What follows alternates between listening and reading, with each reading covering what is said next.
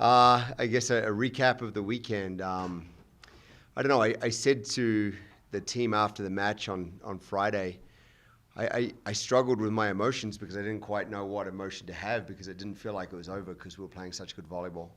Um, so I'm still at that point. I'm like, hey, who are we prepping for this week? I'm ready to go.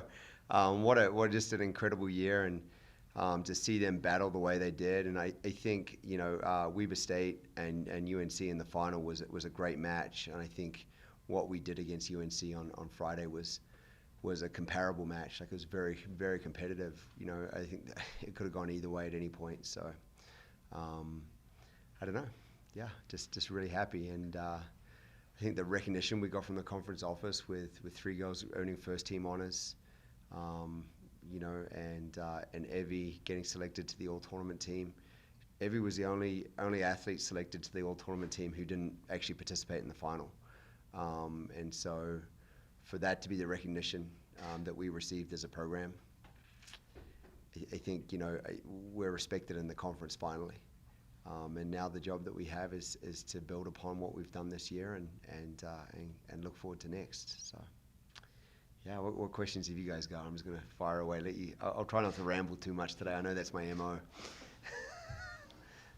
What does the off season look like now? We've already started our interview meetings. Had Evie in this morning for her meeting. We'll have the seniors through today, and then the rest of the team through the rest of the week.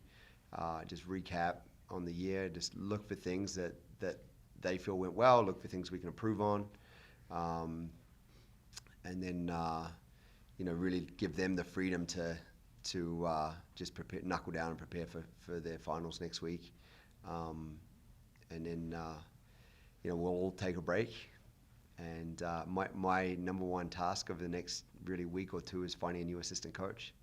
I've kind of had that on the back burner all year. Of the job application has been open. So we've got a number of good candidates. So I'll start following those up, and then hopefully I'll be able to announce early in the new year a new assistant coach, and then we'll attack spring ball and look to grow upon what we've already built. So it's a good thing.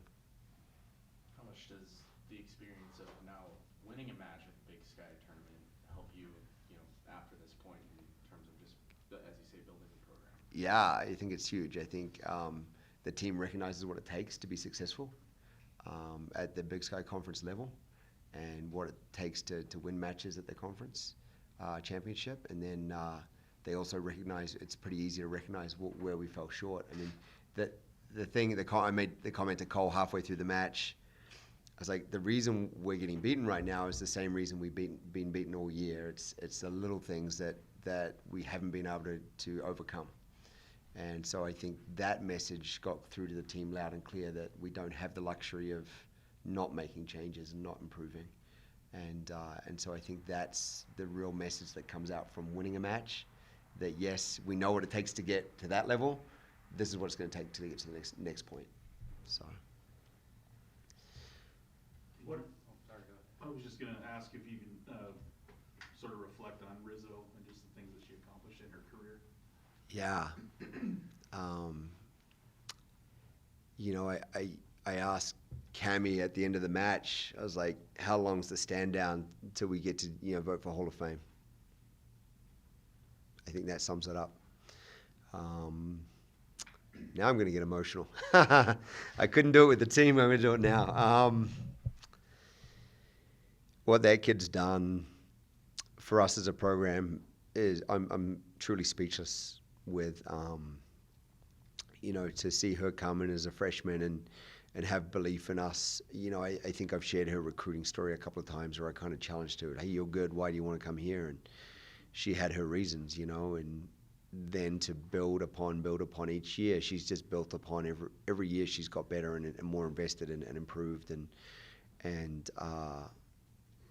that's all you can hope for a young woman in the volleyball program, is to have an experience where they feel like they grow, they improve, and they leave it better than they found it. And I know Rizzo can look back on her career without a doubt. I mean, the numbers say it, right? I mean, the number, you can easily point to the numbers and say, hey, she went from 300 digs her first year to her junior and senior year breaking the all-time single season digs record. She broke it last year. She broke it again this year. I don't know if we've publicized that as much. I think she broke it on the weekend. So 2 years in a row, she's broken the all-time single-season dig record. So I think Tom told me she now sits number 1, 2, and 5 for single-season dig record in our record books, which is just incredible. She's the first player in Montana State history to go over 2,000 digs. So you can point to all those numbers, but ultimately what I reflect on is the leadership she's provided, the trust she's shown in me. I'll never forget when JJ made the announcement he was going to leave. We got the team on a conference call to tell them, and Rizzo was a freshman going into her sophomore year, and Cammie kind of said, "Hey, is there any questions or anything anyone wants to say over this conference call?" Because it was May, so everyone was at home, so they're all scattered amongst the country, around the country. She's home in Illinois, and as a freshman going into her sophomore year, she's the one who says, "Coach, we believe in you, and we've done way too much work to not make this happen." And that's the approach she's taken ever since. She's just constantly expressed a belief in what we're doing and taking control of the reins. And I think that's going to be the hardest thing to replace is her leadership. And I've said this to Evie and Sydney as well. We're going to figure out a way to replace the digs. Now, whether one person gets all those digs or not, we're going to figure out a way to get digs. We're going to figure out a way to get sets. We're going to figure out a way to get kills and blocks and whatever else. But what is really going to be hard to figure out is the leadership that particularly Rizzo, but Sydney and Evie have provided as well. What's the next step? Obviously, to make the next step. Obviously, you competed with the conference's best, Mm-hmm. and they were able to pick up a 4-set win. They picked up one that was 5 sets here. Is it a matter of depth? Is it personnel? Is it what works best strategy-wise? Obviously, this is a question, but just the overview of it. Yeah, how do we get to that next level? I think we need to get healthier.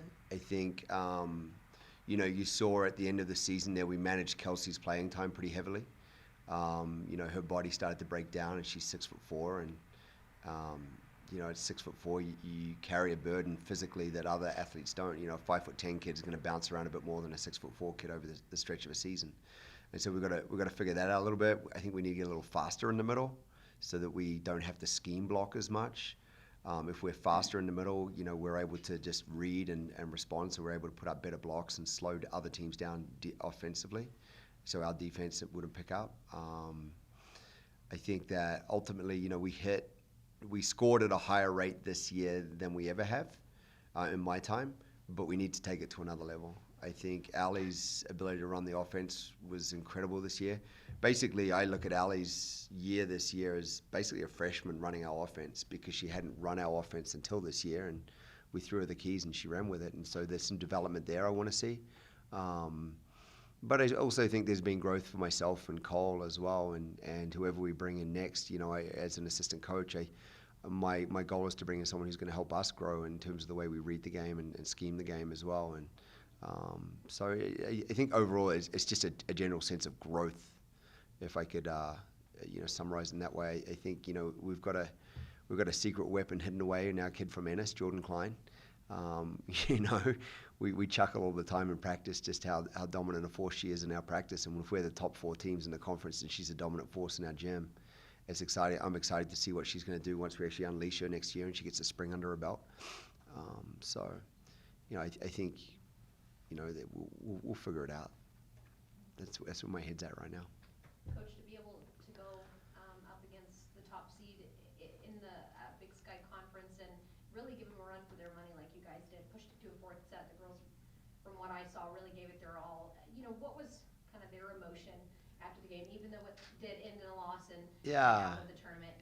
What was kind of their emotion to really, like you said, to playing some of their best volleyball they've played all season? Yeah, I think there's a lot of rawness in the locker room after a match like that. It's a very it's a hallowed and sacred place to me.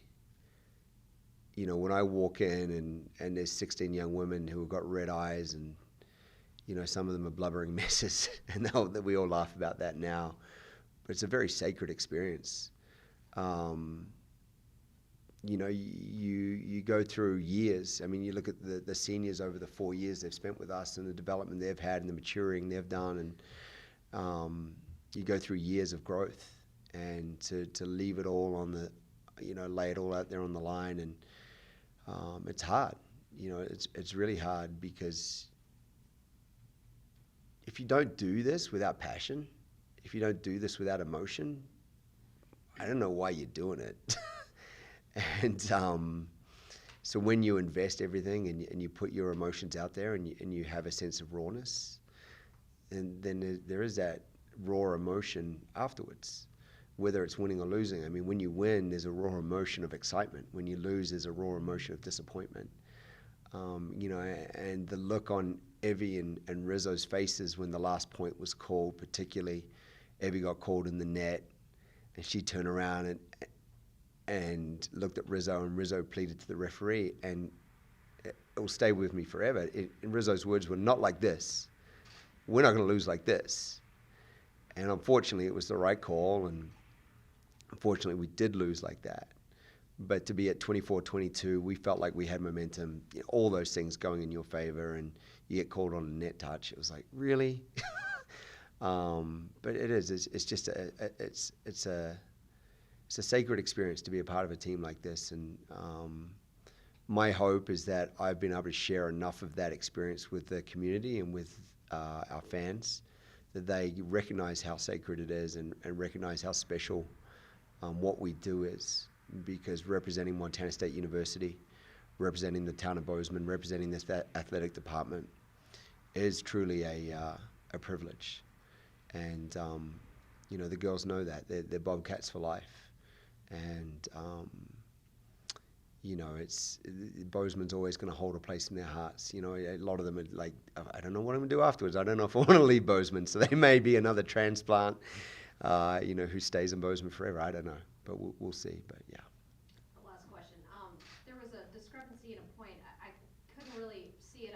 Rizzo was talking to the ref. I mean, it had to have been 3 to 5 minutes. Yeah. And the commentators didn't exactly do a good job of explaining what had happened. Can you kind of shed some light on Yeah, I rewatched the film of that this morning. I hadn't watched any film after the loss on Saturday. I kind of just shut myself off from that, and I rewatched it this morning. I have to do a referee review, a formal referee review every match, and you know, I think the referees did an outstanding job. I think Sid and Daphne are two of the best referees we have in the conference. And the challenge was, so it was 21-18. The score was, we were up in the fourth set, 21-18. There was a tight ball at the net. Emma Pence went up to push the ball back over the net, and it was a messy play. There's no question of that. There was 2 of their blockers involved. There was 2 of our players involved, and the referee called a double contact on it. And Emma Pence came down and looked at me and said, "I only touched it with one hand, and if you only touch the ball with one hand, it's impossible to touch it twice." And so that was the argument. And, you know, I go back and forth on those situations as a coach, because we were up 21-18. Did we snatch some momentum away from ourselves in that moment, or was it the appropriate thing to challenge? I think when you get into a technicality of a rule, sometimes it's appropriate to ask the question. Maybe we dragged it on a little bit. My final words to Rizzo when she came back over to me, I said, "Well, Rizzo, take a deep breath, go out and nail the pass, and let's side out." And, you know, that was the approach after that.